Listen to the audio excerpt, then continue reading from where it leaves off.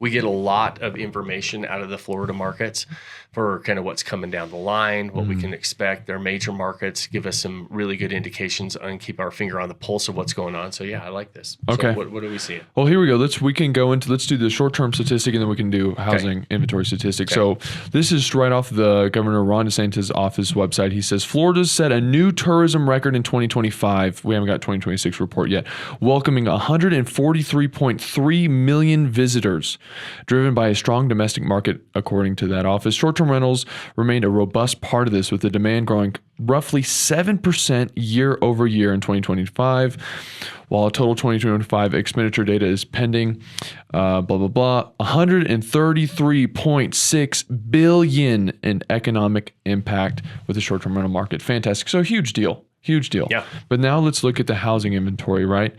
Look, at Florida's housing market has experienced a significant surge in inventory, with over 180,000 to 260,000 homes for sale as early as 2026, marking the highest level since 2008. So huge deal. Can you kind of help us unpack this? What does this mean for the investors listening?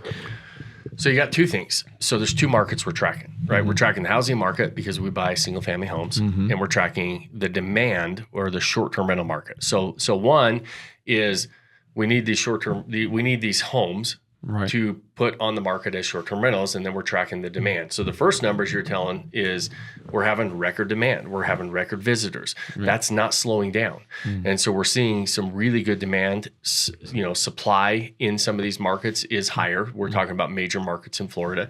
So we're always, since the COVID boom, and then around 2022, we started, that supply caught up with demand, right? So we've got a lot of supply out there on the short-term rental side, but people are doing really well. People are, now we have talked about this a lot. When you're looking at overall market statistics, we're not breaking down, the top of the market, the middle of the market, the bottom of the market. So just let me say this. So we're starting to talk about the demand on the short-term rental side hitting record levels in 2025. They said that 141 million people visited Florida, over $133 billion spent in Florida alone in the tourism industry. In 2024, the 2025 numbers aren't even fully complete yet. So, but they said it was about a 7% increase.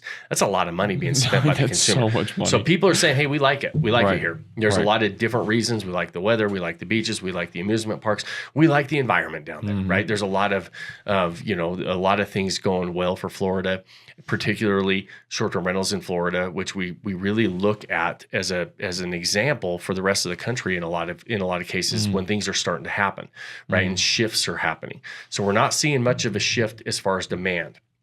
It's not in these numbers right now. One of the shifts we are seeing, though, is where that $133 billion is being spent and how it's divvied up. And we're seeing that there's this massive gap between the middle of the market and the top of the market. So we're not going to dive into how to be in the top of the market, but not everybody is created equal in any business. Short-term rentals are no different. And so if you're going to get in there, this is very positive signs for me as an investor, knowing that I've got demand on the back end for the product that I'm selling, right? So my product is going to be buying these properties, creating a unique experience, and then the consumer is renting the properties from me. So it helps me pay for these assets. Now, on the other side, what we're seeing is a massive influx of housing inventory. Right. Housing inventory coming on the market. Buyers, it's turning into a buyer's market. We've been in a decade-long seller's market, and all of a sudden we're starting to say, hey, in this market, we're starting to see lots of homes hit the market. Buyers aren't jumping in yet. Rates haven't dropped a ton, and so a lot of people are still sitting on the sideline.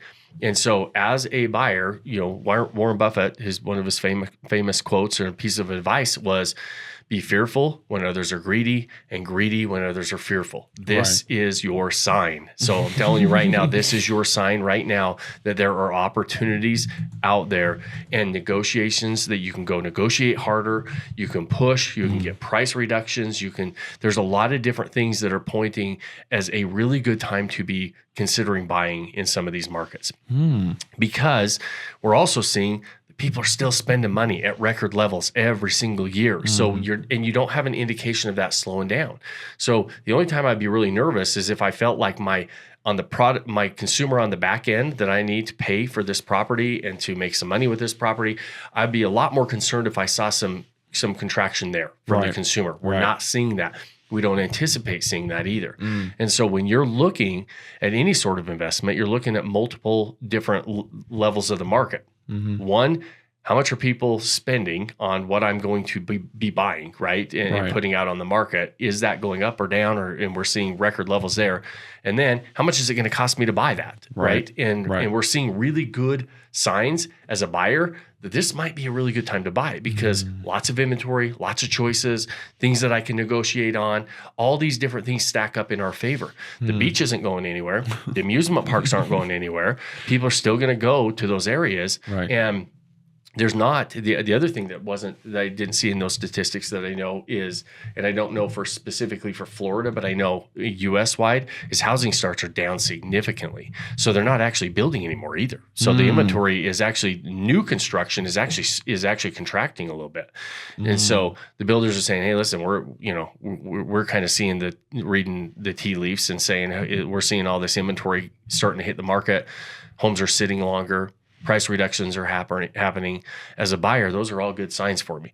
However, it doesn't last forever. So we know this. Real estate is cyclical. So you have to say, hey, listen, I'm going to sit on the sideline for a certain period of time, but I want to take advantage of this right now. So in my opinion, now's a really good time to be buying and really good time to be stacking things up. Okay. We're talking specifically about Florida. Yeah. And so, those are ways that we're going to start navigating just those numbers that we just shared. Okay. Wow, that's really interesting. If I'm like my ears are perked up now. Okay, yeah. No, I like the contrarian. Like I want to know the hardest part. So let's go into this.